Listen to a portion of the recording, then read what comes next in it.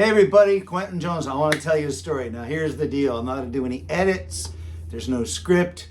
I'm just going to talk to you and tell you a funny story, or a story I think is funny, and a story that maybe reflects the kind of backbone you need to have in the entertainment industry. I think you'll get a kick out of this story. And I hope it's not too long-winded, but keep it moving. So let's start out with this. I decided as a guy, I might have been 16, 17, I'm not sure. I decided that I needed to book a bar room for my band. I had a three-piece band. It was me on guitar and vocals. I couldn't really play that guitar, and I couldn't really sing in tune.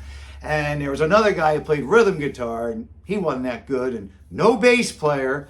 And then there was a drummer who was just kind of starting out. So together we made a terrible noise. But, you know, we were enthusiastic. And instead of doing simple songs, you know, I was trying to do stuff like Jimi Hendrix and, you know, all this stuff that, you know, was way above my head. Seemed to be a thing in my career, which you'll learn more about. So anyways, what I did is I took out the phone book. And for those who don't remember, there used to be a book with phone numbers in it. And I went to the bars. I went to taverns. And I started at the top with the A's. I just started calling. I was at the stable. My dad was a horse trainer. And I was at the stable. I was in the office. No one was there. So I just picked up this phone. And I kept dialing every number saying, do you guys have bands? You know, and I remember I called a few of the really big clubs in Lancaster. And I guess the guy knew I was out of my league, because he was like, yeah, well, we usually hire big bands that come in with like trucks with PAs and everything. I was like, oh, we got a PA. I had a Shure Vocal Master. And we got trucks. I had my dad's blue pickup truck. So, you know, we were right there, right? But anyways, most everybody didn't have much time for young Quentin, except for this one corner bar, which was just a blue-collar little tavern with a pool table in it.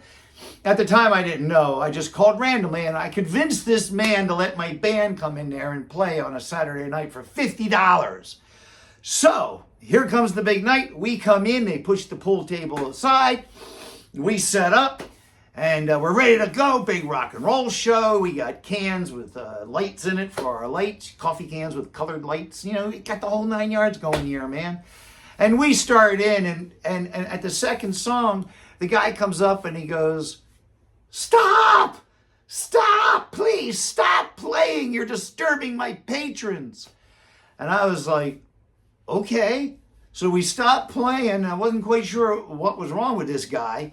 And we packed everything up and we loaded it up into the truck. And then I went to the end of the bar, and I stood there at the end of the bar.